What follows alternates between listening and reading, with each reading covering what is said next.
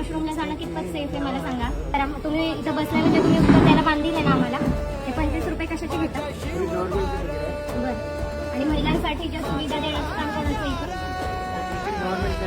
नाही, what ever it may be, पण तुम्ही इथं काम करता याच्यावरती म्हणजे जे पण काय आहे तर मग तुम्हाला माहित पाहिजे ना. आम्ही आता दुसऱ्या कोणाला विचारणार आहे.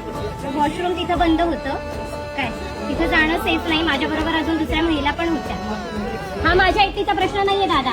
तुम्ही नंबर दिला तर मला वॉशरूमला आलेली राहणार आहे का? हे असं तुम्ही सांगा, मॅडम नंबर देतो फोनवरती, तुम्ही वॉशरूम करा. हे काय बोललं झालं? आणि हा राजधानी रायगड आहे. ऐका एक मिनिटं, काय इथे कुठेही शौचाला गेलेलं वॉशरूमला गेलेलं चालणार आहे का? मंदिर रायगडाचं पावित्र्य राहणार आहे का त्याच्याने? कामं चालू आहेत, मग लोक येण्याचं बंद आहे का? महिला येण्याचं बंद आहे का? आणि मला भूक लागली तर मी 4 तास उपाशी राहू शकते ना? मला वॉशरूमला आली तर मी राहू शकते का?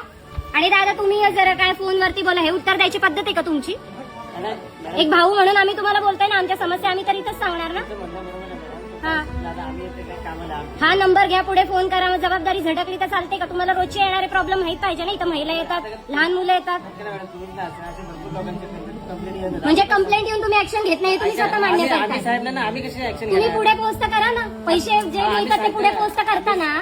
एक ते जाऊ दे, तुम्ही गव्हर्नमेंट सर्वंट म्हणून पण जाऊ दे. एक माणूस म्हणून, एक बहीण म्हणून माझा विचार करा ना तुम्ही. आणि आमचे 25 रुपये तुम्ही परत देणार आहे का गैरसोय झाल्याबद्दल? ते सांगा. आरोग्य बिघडलं, काय झालं तर काय करणार आहे? उन्हाळ्याचे दिवस आहे, माणूस पाणी पितो, त्याला शिवशीला तर लागू शकते ना.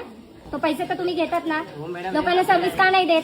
गव्हर्नमेंटचं तिकीट आहे, त्याचा आम्ही तरी काय करणार? गव्हर्नमेंटला सांगा ना. अहो रायगड युनेस्कोच्या हेरिटेज यादीमध्ये गेलेला किल्ला आहे, की माझ्या घराच्या जवळची बाग नाहीये.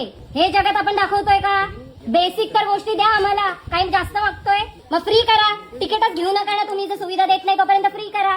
जोपर्यंत वॉशरूम बांधून होत नाही. का नाही चालत आहे तुम्हाला? जनतेचा पैसा जातोय कुठं? नाही तर या बायकांनी उघड्यावरतीच बसा म्हणून. जरा तुमच्या घरातली आई बहीण कोणी असेल आणि अशा उघड्यावर गेली ना, तुम्हाला चालणार आहे का? फक्त एक माणूस म्हणून उत्तर द्या मला. आणि आम्हाला तुमच्या नावाशी काही घेणं देणं नाही. I what ever it may be.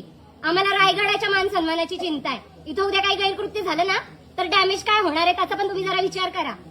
25 रुपये घेतल्याशिवाय तर एक माणूस वर जात नाहीये तुमच्याकडून. तिथं तुमचा काही हलगर्जीपणा नाही. सुविधा द्यायची वेळ आली की हा त्याच्याकडे बोट करणार, तो त्याच्याकडे बोट करणार, हात वर करणार. आणि लिखा क्या देखो बापेकडे, हे पण दाखवा.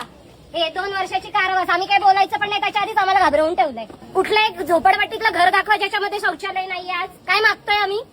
ह्याचा तुम्ही सिरियस नोटवर कॉग्निझन्स घ्या please. I request you all please. बघा ते सांगतात आणि काहीच नाही करू शकत आहे.